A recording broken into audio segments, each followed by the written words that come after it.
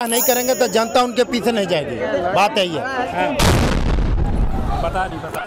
दिल्लीर लाल केल्लाয় इंटरव्यू দিতে গিয়ে কোনো মতে বেঁচে ফেরেন ইউটিউবার প্রকাশ কুমার। তার ভিডিওর শুরুতেই দেখা যায় তিনি একজন প্রত্যক্ষদর্শীর সঙ্গে আলাপ করছেন। ঠিক তখনই ঘটে দিল্লি কাঁপানো সেই বিস্ফোরণ। सबके चेहरे पे खुशहाली थी। अचानक आपने वो वीडियो देखा ही होगा। ভিডিওর শুরুতে সবই স্বাভাবিক, সবাই হাসি খুশি। বিস্ফোরণের পরই পাল্টে যায় সেই চিত্র। কিছুক্ষণের জন্য আমিও থমকে যাই। এরপরই কানে আসতে শুরু করে আশপাশের মানুষের আহাজারি। কি হলো বুঝতে পারছিলাম না। মানুষের মুখে যে উৎফুল্ল ভাব ছিল সেটা মুহূর্তেই পাল্টে গেল। আমিও বেশ ঘাবড়ে যাই। এরপর আমি মেট্রোর পাশে দাঁড়িয়ে সবাইকে একপাশে সরে আসতে বললাম, কারণ আমার মনে হচ্ছিল যে আবারও বিস্ফোরণ ঘটতে পারে।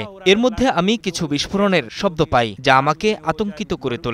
তবে আমি এতটাই ভয় পেয়েছিলাম যে কিছুই বুঝতে পারছিলাম না। कुछ छोटा-छोटा जो ब्लास्ट सा हो रहा था तो मैं और घबरा रहा था। जब हम लोग रिकॉर्ड कर रहे थे मेट्रो की तरफ गए। ভিডিওটি ধারণের মধ্যেই হঠাৎ বিস্ফোরণের শব্দ পাই। শব্দটা এতটাই প্রকট ছিল যে মনে হচ্ছিল যেন লাল কেল্লায় উড়ে গেছে। বিস্ফোরণের পর আমি মেট্রোর ১ নম্বর গেটে চলে যাই। সেখানে ৭-৮টি গাড়িতে আগুন জ্বলছিল। এরপর গাড়িগুলোতে আটকে থাকা চালকদের কোনো মতে বের করে আনি। ঘটনাটি এতটাই হৃদয় বিদারক ছিল যে আমি ঘাবড়ে যাই, আতঙ্কিত হয়ে পড়ি, কারণ আমি এত রক্ত আগে কখনো দেখিনি। এটি খুবই দুঃখজনক ঘটনা। এরকম একটি ঘটনা ঘটবে আমি কোনো সময় ভাবিনি। দিল্লির প্রশাসন বলছে অ্যামোনিয়াম নাইট্রেট ব্যবহার করে এই বিস্ফোরণ ঘটানো হয়েছে। মঙ্গলবার উত্তরপ্রদেশের ফরিদাবাদ থেকে ২৯০০ কিলোগ্রাম অ্যামোনিয়াম নাইট্রেট উদ্ধার করা হয়। এছাড়া দেশের বিভিন্ন এলাকায় আরও ৩০০ কেজি অন্যান্য বিস্ফোরক ছড়িয়ে থাকতে পারে বলে মনে করা হচ্ছে।